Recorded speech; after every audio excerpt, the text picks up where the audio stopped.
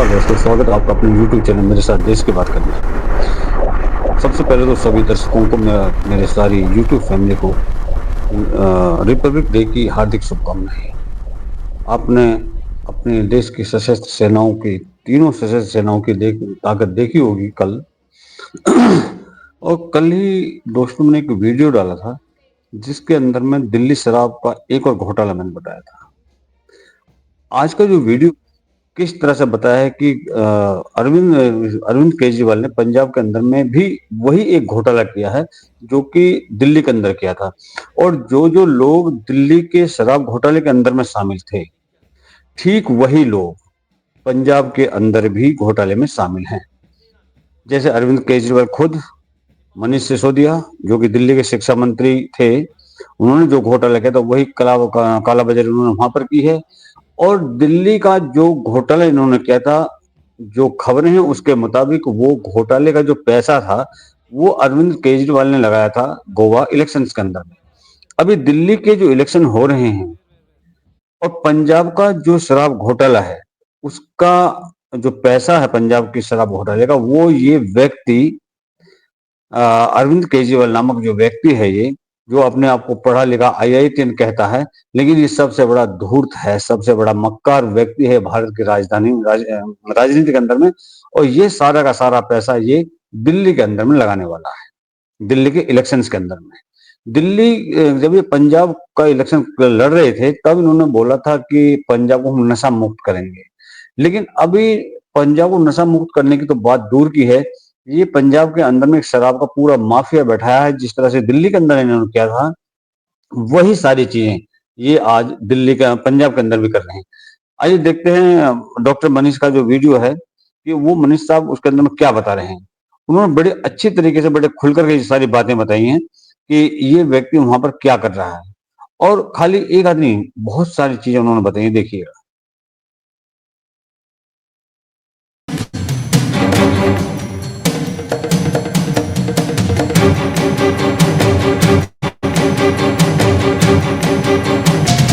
दिल्ली के chief minister और हिंदुस्तान के राजनीति के नटवर लाल अरविंद केजरीवाल एक और मुसीबत में फंस गए हैं। आज एक और बड़ा हुआ, जिस तरीके से दिल्ली के अंदर ये कट्टर ईमानदार मुख्यमंत्री के नाम शराब घोटाला किया, पंजाब में भी हुआ है। और पंजाब में तो क्योंकि राज्य बड़ा है तो 500 करोड़ रुपए का घोटाला सीधे सीधे नजर आ रहा है। और जिस हिसाब से दिल्ली में इस घोटाले को अंजाम दिया गया, ठीक उसी तरीके से उन्हीं लोगों के द्वारा, उसी पार्टी के द्वारा और उसी मनीष सिसोदिया के आशीर्वाद से पंजाब में भी शराब घोटाला हुआ है। और इसको लेकर शिरोमणि अकाली दल के लीडर सुखबीर सिंह बादल ने गवर्नर से ये रिक्वेस्ट किया है, ये अर्जी लगाई है कि जिस तरीके से दिल्ली में FIR हुई है, दिल्ली में जिस तरह से इसकी जांच हो रही है, उसी तरीके से पंजाब में हुए शराब घोटाले की भी CBI और ED से जांच हो। और खबर ये आ रही है कि बहुत जल्द पंजाब में हुए शराब घोटाले की भी जांच शुरू होगी। और इसकी जांच शुरू होते ही वहां के कठपुतली मुख्यमंत्री और दिल्ली के शराब मंत्री और दिल्ली के मुख्यमंत्री अरविंद केजरीवाल एक नई मुसीबत में फंस जाएंगे। वो ऐसा क्यों? क्योंकि 3 सवाल पूछे जा रहे हैं। ये 3 सवाल क्या हैं और ये क्यों पूछे जा रहे हैं, इसे जानना और समझना जरूरी है। पहला सवाल अरविंद केजरीवाल से यह पूछा जा रहा है कि होलसेलर का प्रॉफिट 5% से बढ़ाकर 10% कर दिया गया। यह बढ़ा हुआ प्रॉफिट आपके खाते में गया, होलसेलर का प्रॉफिट क्यों बढ़ाया गया? दूसरा सवाल, पंजाब एक्साइज के फाइनेंशियल कमिश्नर और एक्साइज कमिश्नर दिल्ली में मनीष सिसोदिया के घर क्यों गए? इनकी मीटिंग दिल्ली में क्यों हुई? और तीसरा सवाल, पंजाब में पहले 100 L1 यानी इतने होलसेलर होते थे, अब यह एक ही आदमी को क्यों दिया गया? ठीक वैसा ही जिस तरीके से दिल्ली में L1 लाइसेंस देने में गड़बड़ी की गई, एक कार्टेल क्रिएट कर दिया गया। और यही सब कुछ, यही बातें पूछी गई थी अरविंद केजरीवाल से दिल्ली के अंदर में। यहाँ पर तो अरविंद केजरीवाल ने कह दिया कि मोदी जी का करा हुआ, ये बीजेपी का करा हुआ। अब ये किसका किया हुआ, इसका जवाब दे भाई अरविंद केजरीवाल जी। सुनिए और क्या कहते हैं डॉक्टर मनीष। उसी तरीके से पंजाब में तो एक स्टेप आगे ये चले गए। एक ही व्यक्ति, दो व्यक्ति को आपने होलसेलर का सारा लाइसेंस दे दिया। और किस तरीके से किया? ठीक उसी तरीके से किया कि आपने 30 करोड़ रुपए का एक अमाउंट फिक्स कर दिया, जिससे तमाम जो 100 के आसपास पंजाब में होलसेलर हुआ करते थे वो इस रेस से बाहर चले गए। और आपने अपने बंदों को, जिसे दिल्ली में आपने दे रखा है L1 का लाइसेंस, उसे पंजाब का भी लाइसेंस दे दिया। मतलब ये कि सब कुछ दिल्ली से तय हुआ। पंजाब में क्या नीति होगी वो तो पंजाब की सरकार स्वयं तय कर सकती है। लेकिन नहीं, ये सब कुछ तय करता है अरविंद केजरीवाल, क्योंकि अरविंद केजरीवाल ने ही दिल्ली के अंदर में जो दिल्ली के पहले शराब विक्रेता, शराब बनाने वाली कंपनियां थी, उनको बैन किया। और इसने ये निश्चित किया कि दिल्ली के अंदर में जो शराब बिकेगी वो शराब केवल पंजाब के जो शराब पैदा करने वाले हैं, बनाने वाले हैं, उनकी शराब बिकेगी। और आज हाल ये है कि दिल्ली के अंदर में जो पहले शराब के ब्रांड मिलते थे वो नहीं मिल रहे। अरविंद केजरीवाल जैसा घाघ राजनीति के साथ आज तक भारत की राजनीति में ना हुआ और ना होगा। और सुनिए आगे डॉक्टर मनीष क्या बताया है। लेकिन जो सवाल, जो गंभीर सवाल पूछे जा रहे हैं कि उसी तरीके से, जिस तरीके से एक होटल के कमरे में शराब माफिया के साथ मिलकर मनीष सिसोदिया ने दिल्ली को लूटने का, शराब के जरिए पैसे कमाने का पूरा प्रपंच रचा, उसी प्रकार से पंजाब के अधिकारियों को दिल्ली क्यों बुलाया गया कि जिस तरीके से दिल्ली में लूट मची हुई है वैसे ही लूट पंजाब में करनी है, ये आरोप लगाए जा रहे हैं। लेकिन ये तो सवाल, सिर्फ सवाल पूछे जा रहे हैं। इन सवाल के पीछे कौन सा लॉजिक है, क्या तर्क है, ये भी समझना जरूरी है। सुखबीर सिंह बादल ने गवर्नर के सामने क्या प्ली की, क्या बताया गया, क्या खबर आ रही है? उन्होंने कहा, now when an FIR has been registered in Delhi excise scam, the same should be done in case of Punjab also. The policy and the policy makers are the same. The modus operandi to loot the state exchequer is the same. Like in Delhi, nearly the entire liquor trade in Punjab was handed over to two companies. The profit margin of the two companies was doubled to facilitate a quid pro quo. कितने मतलब ये कि पूरा पूरा वाकई सारा इस तरह से हुआ जिस तरह से कि दिल्ली के अंदर में हुआ था। जो जिस स्टाइल से अरविंद केजरीवाल ने दिल्ली के अंदर में लूट की थी, सेम स्टाइल से ये पंजाब के अंदर में आज कर रहा है। पैसे खाए अरविंद केजरीवाल, तुमने दिल्ली में तो लूट मचाई ही, पंजाब में तुमने वहां की नीति बदलकर अपने व्यक्ति को, जिसे आपने L1 का लाइसेंस दिल्ली में दे रखा है, उसे पंजाब में देकर उसकी इनकम तो आपने बढ़ा दी। इसमें तुम्हारा कट कितना था? कितनी दलाली तुमने खाई? ये सवाल सुखबीर सिंह बादल पूछ रहे हैं। और ये क्यों पूछा जा रहा है? क्योंकि इसका एक्सप्लेनेशन भी बाकायदा खबरों में आ रहा है। क्या बताया जा रहा है? It is stipulated that each liquor manufacturing company would choose one license to sell its product in the state, and that the L1 means wholesale licensee should not be a manufacturer in India or abroad. It is stated that L1 licensees should have a turnover of at least 30 crore per annum and should not have any stake in retail market in Punjab. Such terms took the Punjab liquor traders out of the race.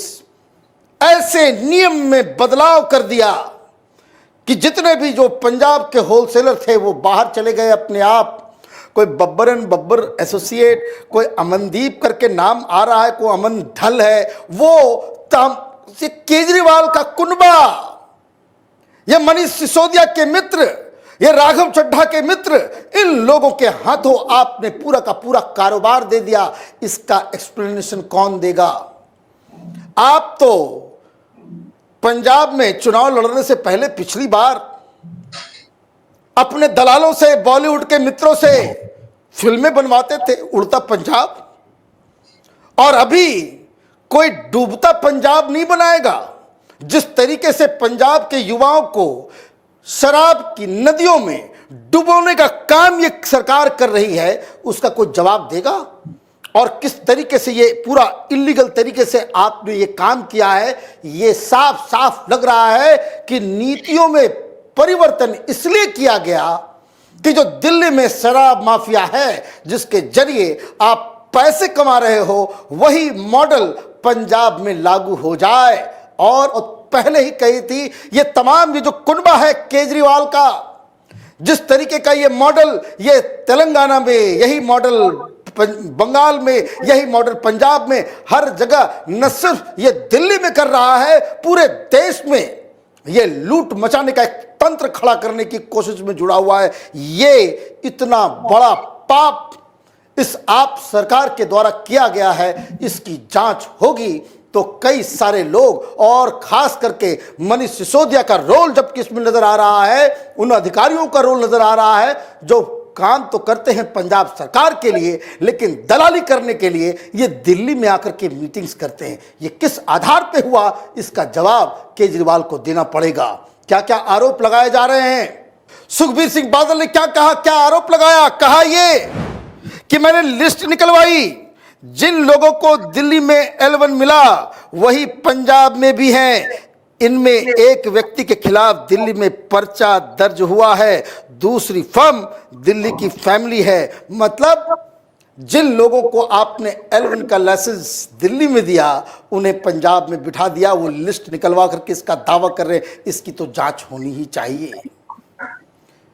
ये कैसे हो सकता कि जहां एक कानून बना हुआ है कि जो मैन्युफैक्चरर है, जो होलसेलर है और जो रिटेल का शराब बेचने की दुकानें चलाता है, इसमें कोई तारतम्य, कोई अंडरस्टैंडिंग नहीं होनी चाहिए ताकि शराब माफिया क्रिएट ना हो, कार्टेलाइजेशन को रोका जा सके।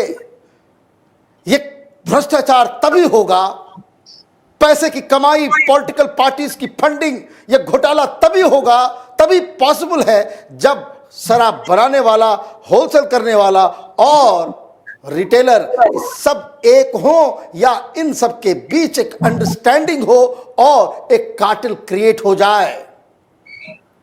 केजरीवाल भ्रष्टाचार से खिलाफ लड़ने का दम भरते हैं, कट्टर ईमानदार बताते हैं। ये जो तस्वीरें निकल रही हैं, ये जो खुलासे हो रहे हैं, उससे एक बात तो तय है कि केजरीवाल न सिर्फ झूठा है, न सिर्फ मक्कार है, ना ही वो सिर्फ लोगों को बेवकूफ बनाता है, बल्कि ये जिसको कह सकते हैं कि महाकट्टर तरीके से भ्रष्टाचार का तंत्र क्रिएट कर रहा है ताकि वो अपने नेशनल एम्बिशन को, क्योंकि लोकसभा के चुनाव से पहले इसके पास खरबों रुपए चाहिए चुनाव लड़ने के लिए। इकट्ठा कहां से होगा? इसी के जरिए होगा। वो तो लोगों ने पकड़ लिया, खुलासा हो गया, जेल जाने के डर से इसने इन तमाम पॉलिसीज को वापस ले लिया, लेकिन पंजाब में तो अभी वापस नहीं हुआ है। पंजाब में वापस नहीं हुआ है, इसका मतलब है ये कार्टेलाइजेशन का प्रोसेस पंजाब में जारी है। वहां अब जांच के आदेश आते ही नई मुसीबत में केजरीवाल फंसेंगे, तब ये किस तरीके से अपना चेहरा बचाएंगे। अभी तो यहां ये बातों को घुमा दे रहे हैं कि एलजी ने ये कर दिया, हमें खरीदा जा रहा, हमें तोड़ा जा रहा। पंजाब में तो भारतीय जनता पार्टी है नहीं, तब ये आरोप कैसे लग पाएगा? बड़ी मुसीबत है। भ्रष्टाचारी कितना भी तेज क्यों ना हो, कितना भी अक्लमंद क्यों ना हो, लेकिन ये एक डिवाइन जस्टिस का तरीका है कि जब पाप का घड़ा भरता है तो वो फूटता ही है और पापी पकड़ा ही जाता है। ये बिल्कुल सत्य है कि केजरीवाल ने एक से बढ़कर एक पाप किए हैं और इसने ही फ्री बाइस का सिस्टम इस देश के अंदर में चलाया है। केजरीवाल से पहले किसी भी सरकार ने, किसी भी राजनीतिक दल ने ना तो किसी को फ्री बिजली दी, ना पानी दिया, ना बस की सर्विसें दी। और आखिर हम फ्री किसी को क्यों दें? क्या कोई नेता या ये केजरीवाल अपने घर से ला करके अपनी अपने पैसे से फ्री बाइक देता है? नहीं, ये जो टैक्स पेयर्स का पैसा है ये उसी को लुटा रहा है फ्री में। और ऐसी राजनीति इस देश के अंदर में रुकनी चाहिए। बाकी मैं सब कुछ आपके विवेक पर छोड़ता हूँ। जय हिंद, जय भारत, जय श्री राम।